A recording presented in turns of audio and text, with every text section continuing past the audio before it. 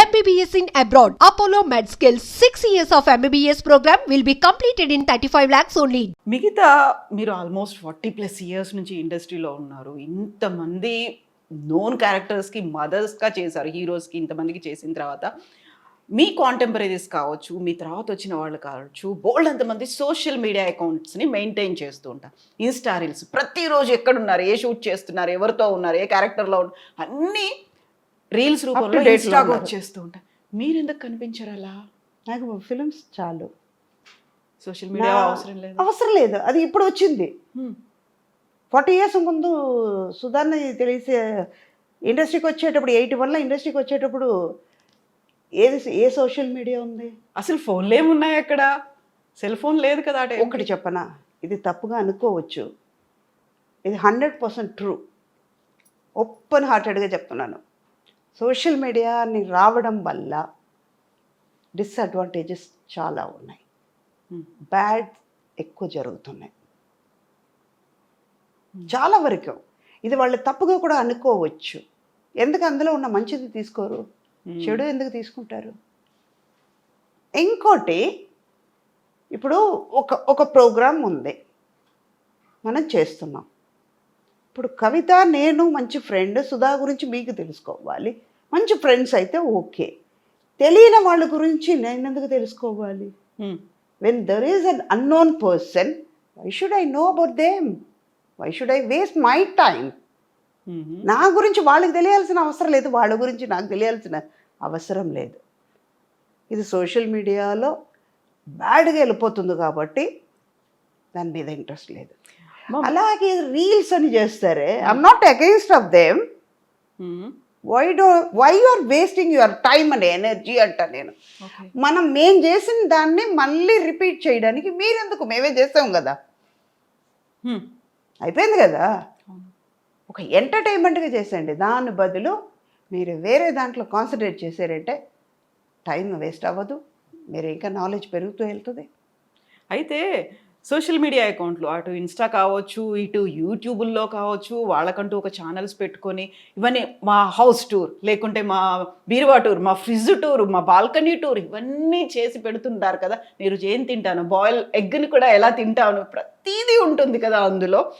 వాళ్ళని ఇన్ఫ్లుయెన్షియర్స్ అనడం మనం స్టార్ట్ చేసాం. బోల్డ్ అంతమంది ఫాలోవర్లు వస్తున్నారు, బ్రాండ్ అంబాసిడర్లుగా వాళ్ళు ఉంటున్నారు, వాళ్ళకి డబ్బులు పే చేస్తున్నారు, ఇవన్నీ ఉంటుంది. You are missing all those things కదా, కాదమ్మా? అనిపించట్లా నిజంగా? వాళ్ళకి అది హ్యాపీగా ఉంది, నాకు అది హ్యాపీగా లేదు. వాళ్ళకి ఇష్టమైన పని వాళ్ళు చేస్తున్నారు, నాకు ఇష్టమైన పని నేను చేస్తున్నాను, అంతే. వెన్ ఐఎమ్ నాట్ ఇంట్రెస్టెడ్, అదే ఇందాక నేను ఫుడ్ గురించి చెప్పేటప్పుడు నాకు ఇష్టమైన స్వీట్ కానీ నాకు ఇష్టమైన ఫుడ్ కానీ అప్పుడు తినాలంటే తీసేస్తాను, తినేసి అతృప్తి అయిపోతుంది, మళ్ళీ దానికి వెళ్ళను కదా. సేమ్ ఇది కూడా అంతే. నాకు ఇష్టం లేదు, ఇష్టం లేని పని నేను చెయ్యను, ఎవరైనా ఫోర్స్ చేసా కూడా నేను చెయ్యను అని ఒక మాట లేకుండా చెప్పేస్తాను. అది నాట్ ఓన్లీ ఫర్ నా దగ్గర నుంచి కాదు, ప్రొఫెషనల్ వైజ్ కాదు, ఏదైనా సరే ఇష్టం లేని పని ఏది చేయను నేను. ద డే 1 నుంచి వెన్ ఐఎమ్ ద స్మాల్, అప్పటి నుంచి టిల్ నౌ నేను నాకేది ఇష్టమో అదే చేస్తాను. ఓకే, నాకు ఇష్టం లేదు, నా గురించి తెలుసుకోవాలంటే మీకు ఎన్నో విషయాలు ఉన్నాయి, దాన్ని తెలుసుకోండి.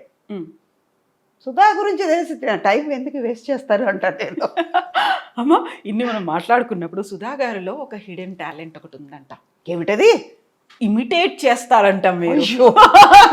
అవునా కాదా చెప్పండి. ఇప్పుడు వాళ్ళ డైలాగ్స్ను, వాళ్ళ మేనరిజమ్స్ను ఇమిటేట్ చేసి షూటింగ్ గ్యాపుల్లో మీ ఒక పవర్ నాప్ అయిపోయింది, లేకుంటే వాకింగ్ అయిపోయింది, అన్నీ అయిపోయాయి, still you have some time చేస్తారు కదా. ఎవరిని బాగా బాగా ఇమిటేట్ చేస్తారు? ఆ పర్సన్ ఎవరు, ఆ క్యారెక్టర్ ఏంటి? ఈవీ గారిని ఎక్కువ చేసేదాన్ని తెలియకుండా చేస్తాను. మా గురు కే బాలచంద్ర గారిని చేస్తాను. మహానుభావుడు ఎక్కడ పుట్టారో ఏమో కానీ ఇవాళ నేను లక్షలు సంపాదించవచ్చు, కోట్లు సంపాదించవచ్చు, నాకు నడక నేర్పించారు. ట్రూ. ఆయన ఇది ఇలా గైడ్ లైన్ ఇచ్చారు, అలా ఆ దారిలోనే వెళ్తున్నాను కాబట్టి మంచిది నేర్పించారు. నాకు చెడు నేర్పించలేదు కదా.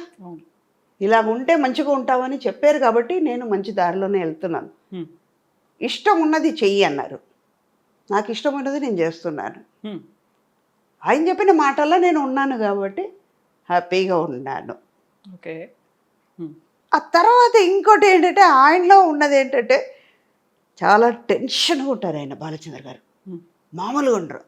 ఆయన అంత ఒక ఆర్టిస్ట్ని అప్రిషియేట్ చేసేవాళ్ళు ఎవ్వరు లేరు. ఓ ఆయనతో ఇవాళ వర్క్ చేసిన ఆర్టిస్ట్ అందరూ ఇది గర్వంగా చెప్పుకుంటాను నేను.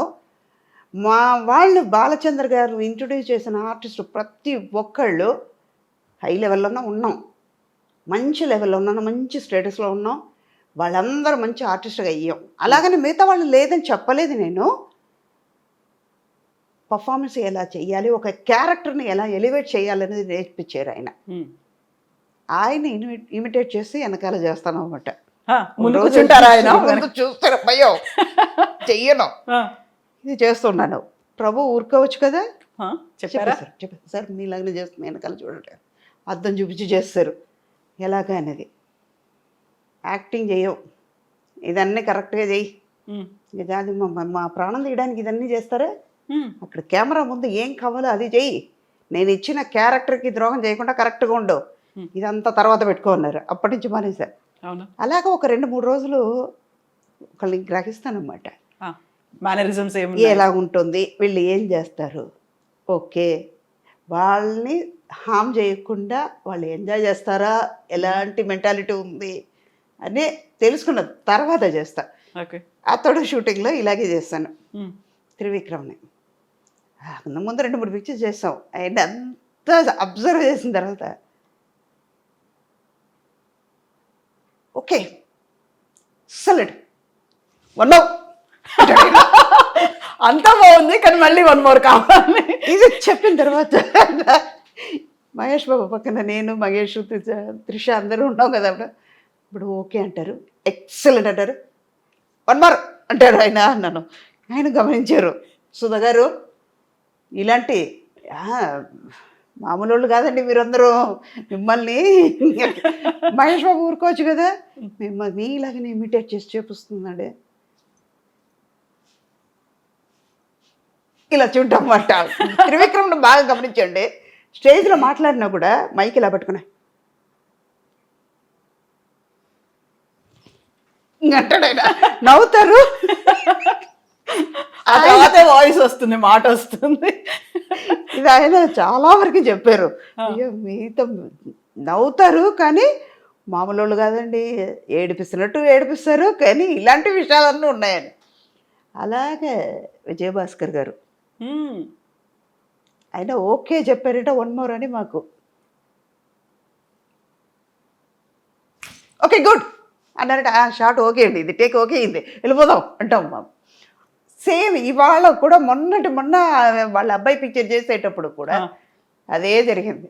ఫస్ట్ డే ఆయనకి వెళ్ళగానే సార్ ఓకే గుడ్ చెప్తారా, ఓకే మాత్రం చెప్తారా సార్, ఈ లో టోన్లో మొదలు పెట్టారా, ఇంకా రాలేదు అనుకున్నానండి. ఆయన వాయిస్ ఇంతే ఉంటుంది, లో పిచ్లో ఉంటుంది, నాదేమో హై పిచ్లో ఉంటుంది.